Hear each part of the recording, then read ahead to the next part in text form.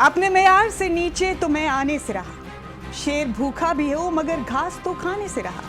कर सको तो मेरी चाहत का यकीन कर लेना। अब तुम्हें चीर के मैं दिल तो दिखाने से रहा। आज बात होगी एक ऐसी सियासी शख्सियत की जो सियासी तौर पर इतने बदनसीब हैं कि जिनको कथित राष्ट्रवादी और कथित सेकुलर दल वाले उनके तमाम मुखालिफ तो अपना दुश्मन मानते ही हैं, लेकिन वो कौम भी अपना मानने को राजी नहीं जिसके लिए उन्होंने अपनी सारी जिंदगी वक्फ कर दी। आज बात होगी उस बड़े सियासी सवाल की जो अक्सर AIMIM के सदर असदुद्दीन ओवैसी पर उठाया जाता रहा है। इस सवाल पर बात करना काफी वक्त से मुझे बहुत जरूरी लग रहा था, क्योंकि हमारे मुल्क की सियासत की कहानी बगैर मजहबी, बगैर धार्मिक और जातिगत ताने बाने के मुकम्मल ही नहीं होती। और इस जरूरी गुफ्तगू को अब लाजमी बना दिया है आजम खान साहब के उस हालिया बयान ने, जिसमें उन्होंने असदुद्दीन ओवैसी को बीजेपी की बी टीम कहने वालों के मुंह पर ये कहकर जोरदार तमाचा मारा है कि मैं ओवैसी को बीजेपी की बी टीम नहीं मानता। उन्होंने एक कदम और आगे बढ़कर यह भी कहा कि मैं ये भी नहीं मानता कि ओवैसी साहब ने कभी जिंदगी में बीजेपी से कोई खुफिया मुलाकात भी की हो।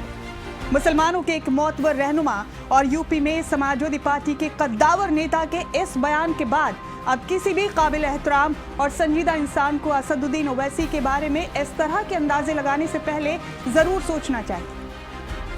अगर कोई ये सोचता है कि ये कोई नॉर्मली दिया गया बयान है तो वो बहुत गलत है। खान साहब ने बयान बहुत नापतोल कर दिया, जिसके जरिए वो उन तथाकथित सेकुलर दलों को ये पैगाम देना चाहते हैं कि अगर वो ये सोचते हैं कि मुसलमान उनको इसलिए वोट करता है कि वो अपनी सियासी चालों से ओवैसी को बीजेपी की बी टीम साबित करने में कामयाब हो जाते हैं, तो वो बहुत गलत है। ये समझना बहुत जरूरी है कि इस मुल्क का मुसलमान इसलिए अपने सच्चे रहनुमा कौम के हमदर्द ओवैसी को वोट नहीं करता, क्योंकि जब कभी भी हिंदुस्तान का सियासी इतिहास लिखा जाएगा और 2014 के बाद का जिक्र होगा जिसमें तथाकथित हिंदू सम्राट के कहने पर सारी जातियां सियासी हिंदू बन गई थी और सारी जातियों ने एक साथ एक सुर में सिर्फ मजहब के नाम पर बीजेपी को वोट किया था,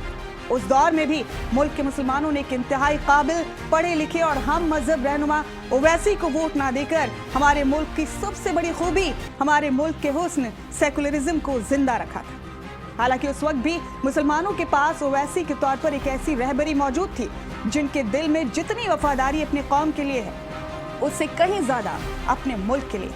जब कोई भी सियासी दल कौम के हुकूक और उनके वकार, उनकी शिनाख्त पर हमला करने की हिमाकत करता है तो वो अकेले चट्टान की तरह खड़े हो जाते हैं, और जब बात मुल्क की इज्जत और अजमत की आती है तब भी वो तमाम सियासी अदावत भूलकर दुश्मन ममालिक को मुंह तोड़ जवाब देने के लिए भी पहली शफ्त में खड़े मिलते हैं।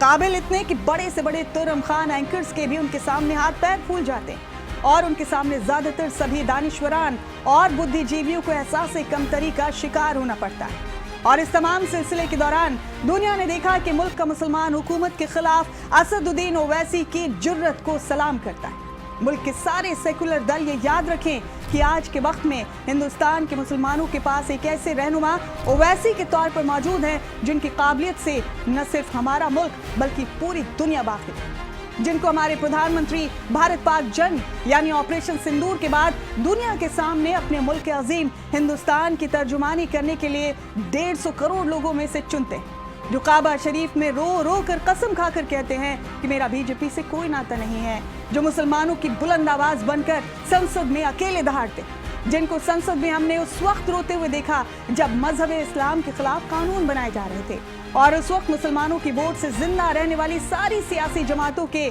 सारे नुमाइंदे खामोश बैठे रहे। कौम के सच्चे रहनुमा ओवैसी ने संसद में अपने मुखालफिन की तरफ से खुद पर किए गए मजाक का न सिर्फ जिंदा दिली से सामना किया बल्कि पूरी दीदा दिलेरी के साथ अक्सर उनके मजाक का जवाब भी बावकार अंदाज में दिया। बावजूद इसके मुल्क का मुसलमान बसपा को वोट देता है, राजद को वोट करता है,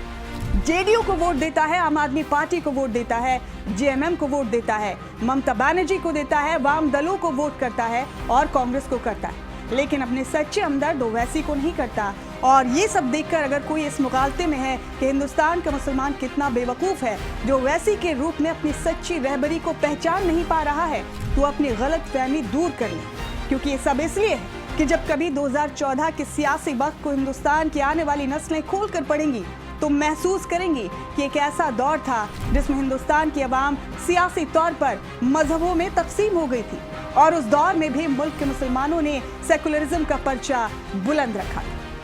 जय हिंद, जय भारत।